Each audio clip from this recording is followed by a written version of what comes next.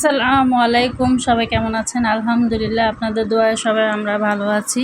তো আপনারা কে কেমন আছেন অবশ্যই কমেন্টে জানাবেন।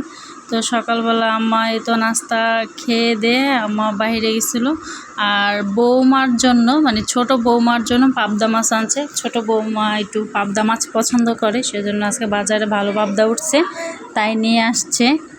তো এখন এই যে আর আজকে হচ্ছে বৌমাকে মাছ কাটা শেখাবো, কারণ সে মানে কোনো কাজই পারে না, যেহেতু মানে ও কোনো কাজ করেনি আর কি। তো আমাদের শেখাতে হবে অল্প অল্প একটু একটু করে। এ দেখেন এই পাশে ও মানে আমারটা দেখে দেখে করতেছে। আমি বলতেছি যে আমি কিভাবে করি তুমি সেটা দেখো, ও সেভাবেই করতেছে, মানে একদম আলতো হাতে, মনে হইতেছে যে মাছে যেন ব্যথা না পায় ও ওইভাবে আর কি মাছটা ধরতেছে আর কাটতেছে। তো যাই হোক, ছোট মানুষ, সেও এখন কোনো কাজই পারে না, ইনশাল্লাহ আস্তে আস্তে সব কাজই পেরে যাবে।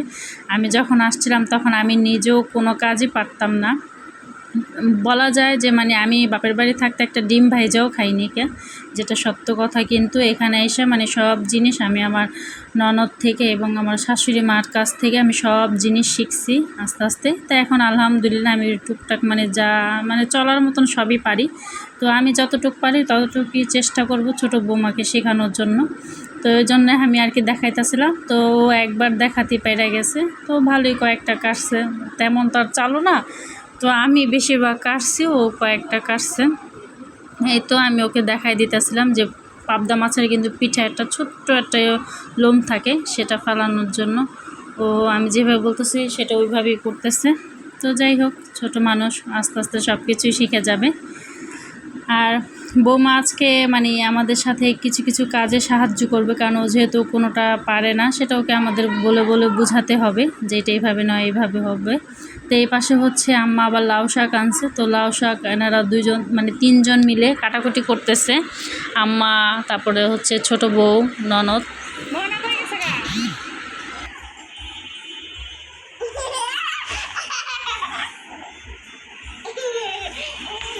কাজের ফাঁকে ফাঁকে একটু দেখে আসি যে মানে ওই দুইটা কি করে, কারণ টিভি ছাড়া থাকে, তো একটু নিরিবিলি যদি দেখে তাহলে তো চুপচাপ শান্তশিষ্ট থাকে, ওইটা আবার চিন্তা থাকে যে মানে এত চুপচাপ কেন, কি করতেছে কি, মানে সব দিকেই জ্বালা, যদি বিরক্ত করে ওইদিকেও মানে জ্বালা সামলাইতে হয়, আবার হচ্ছে চুপচাপ থাকলেও কিন্তু একটা চিন্তা থাকে যে দুজনে কি করতেছে। এই জন্যই তো কাজের ফাঁকে যে যখন পারি আমরা একটু ওকে দেখে আসি, ওইটাই দেখে আসলাম যে কি করতেছে। আর এখানে হচ্ছে ছোট বউ ডোগা যেগুলো কাটছে এখন হচ্ছে ও ধুয়ে দিতেছে, আমি রান্না বসাবো। তো আমরা দুজন শয়তানি করতেছিলাম যে ও যখন রান্না করব তখন শিখবে আর কি, তখন ও একদিন রান্না করবে, আমি একদিন রান্না করব। বলেন তো আমি কথাটা কি ঠিক বলছি কি না? একদিন আমি রান্না করব, আরেকদিন ও রান্না করবে। যেদিন ও রান্না করবে সেদিন আমি রেস্ট নিব, যেদিন আবার আমি রান্না করব সেদিন ও রেস্ট নেবে। ভালো হবে না বলেন তো? তাই তো এখানে হচ্ছে সব কিছু মানে ধুয়ে টুয়ে বসাই দিলাম। আর এই পাশে হচ্ছে দুপুরে কাজের ফাঁকে একটু ড্রাগন, মালটা, আম এগুলো কেটে আমরা খেয়ে নিতেছিলাম। আর এই পাশে তো মানে কাজও করতেছি, খাইতেও আছি, সব কিছুই করতে হবে মিলে জিলে। তো এই পাশে তো শাকটা ভাপ দেওয়া হয়ে গেছে, এখন আমি এটাকে বাগার আনাই দিলাম, বাগার হয়ে গেছে। এই তো আমি এখন ভাজিটা দিয়ে দিব। ভাজিটা যতক্ষণ ভাজা ভাজা না হচ্ছে আমি হচ্ছে এটাকে ভালোভাবে ভাজা ভাজা করে নেব, কারণ এটার ভিতরে পানিটা থাকে, যেহেতু আমি ঝরা দিয়ে বেশি সময় রাখি না আর দেরি হয়ে যেতেছে, সেজন্য ওই পাশে ভাজি হচ্ছে আর এ পাশে হচ্ছে আমি এখন মাছগুলো ধুয়ে নেব। আর আজকে আপনাদের সাথে একটা শেয়ার করব, এটা হচ্ছে বাসি মাছের তরকারি। এর আগেও আমি অনেক ভিডিওতে শেয়ার করছি, তো আজকে ওই ভিডিওটা শেয়ার করতেছিলাম। এটা হচ্ছে রুই মাছ, বড় সাইজের যে রুই মাছটা, ওইটারই মানে মাছের যে মাথা মুখা কানসা কাটা, মানে ওইগুলোই। এখানে তেমন মাছ নেই আর কি, সব কাটা কুটা নিছি। তো আম্মা এটাকে লবণ দিয়ে রাখছিল সেই সকাল ভোরবেলা। তো এখন আমি এই তো এটাকে গরম পানি দিয়ে ভালোভাবে ধুয়ে নিতেছি। আমাদের বাসায় যে কোনো মাছই সেটা কিন্তু গরম পানি দিয়ে এটা ভালোভাবে ধুয়ে নিতে হবে, শুধুমাত্র মানে ইলিশ মাছটা বাদে। তো এই পাশে হচ্ছে আমি তরকারির জন্য বসায় দিচ্ছি, 2 চুলায় রান্না করতেছি। আর ও পাশে কিন্তু আমার মানে আম্মা, তারপর ননদ, ওরা সবাই মানে সব কিছু আমাকে কেটে কুটে দিতেছে, আমি জাস্ট ধুয়ে পাকলে মানে রান্না বান্না করতেছি। এই হচ্ছে ব্যাপার। তো আর কি মানে রান্নার ব্যাপার বলতে কি মানে কেউ যদি একটু মানে কাটাকুটি করে একটু জোগায় দেয়, তখন কিন্তু রান্নাটা অনেকটাই সুবিধা হয়। আর যদি একা হাতে করতে হয় তাহলে কিন্তু অনেকটা সময় লাগে আর দেরিও হয়ে যায়। তো এই জন্য মানে সুবিধার্থের জন্য আর কি সবাই মিলেমিশে কাজ করি, যেন যে কোনো কাজটা তাড়াতাড়ি হয়ে যায়। তো যাই হোক, এখন হচ্ছে আমি একটু মশলা মশলাটাকে ভালোভাবে কষাইছি আর মাছটাকে একদম ভালোভাবে গরম পানি দিয়ে খাইচা ধুইয়া পরিষ্কার করে আমি এখন এটা কষাবো।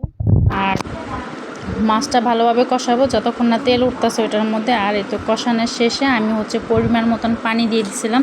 পানি দিয়ে ঝোলটা একটু বলক আসার পরে আমি একটু ছাঁক দিয়ে দিলাম। আর শাক ছাড়া যেহেতু আমাদের বাসায় কোনো তরকারি চলে না, সেই জন্য শাক মাস্ট। আপনারা যারা খান তারা অবশ্যই দিবেন, যারা না খান তাহলে জিরা ফাঁকিটা দিয়ে নিতে পারেন। তো এটা সেই করলা। আমি এই করলাটাকে কেটে লবণ দিয়ে কচলে রাখছিলাম অনেকক্ষণ। এই তো রান্নাটা দেওয়ার আগ মুহূর্তে আমি এটাকে ভালোভাবে কচলে ধুয়ে ঝরা দিয়ে তারপরে এটা দিয়ে দিলাম। আর এটাকে আমি বেশি একটু নাড়াচাড়া দিব না, ঢাকবো না। বাস্ট আমি এই পর্যায়ে এটাকে রেখে দেবো।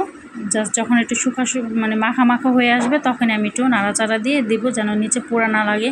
ওই পর্যায়ে আমার ভাজি হয়ে গেছে। আর এখানে আম্মা সর্ষা বেটে দিতেছে আমারে। পাবদা মাছ রান্না করব আজকে সর্ষা বাটা দিয়ে। এই দুইটা রেসিপি আপনাদের সাথে শেয়ার করতেছি।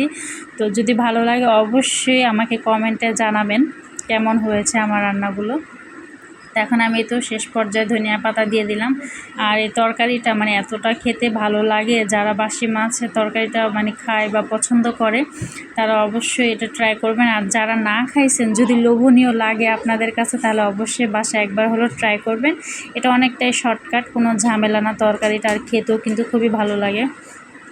এই তো। আর এই পাবদা মাছ ভাজতে গেলে আমার এতটা ভয় করে কি আর বলবো। আর এই পাশে আমি মাছ বসাইছি, আর এই পাশে তরকারিটা আমি এটাকে ঘুরায় ঘুরায় একটু পোড়া পোড়া করতেছি।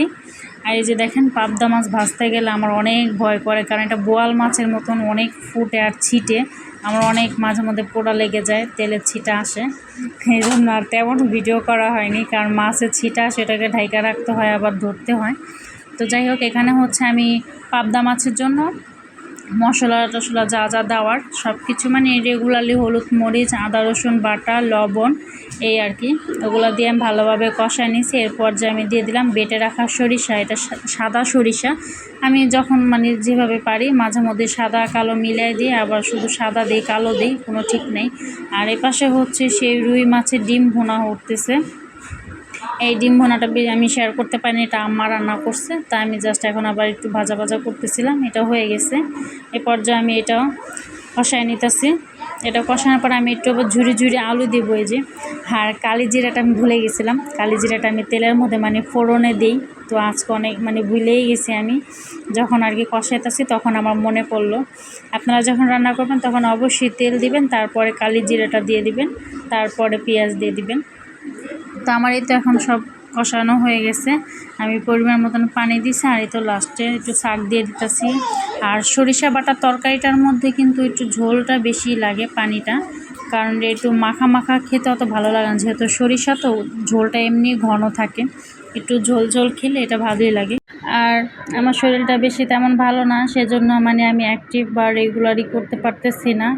আমার চোখে একটু সমস্যা হইতেছিল আর কি, নখ কাটতে যেয়ে চোখের মধ্যে নখ গেছিলো। তো সেজন্য অনেকটাই সমস্যা হয়েছে। আমি ডাক্তার দেখাইছি, ওয়াশ করাইছি, তারপরে একটু চোখটা আর কি ব্যথা ব্যথা করে, সেজন্য শরীরটা বেশি ভালো না। আর আমি আগে যে টাইমে দিতাম সে টাইম মতন দিতে পারতেছি না। তো যাই হোক, এখানে আমার সব রান্নাবান্না শেষ। তো আজকের ভিডিওটা এ পর্যন্ত। কি সবাই ভালো থাকবেন, সুস্থ থাকবেন, আমাদের জন্য সবাই দোয়া করবেন, ভালো লাগলে লাইক করবেন। আল্লাহ হাফেজ।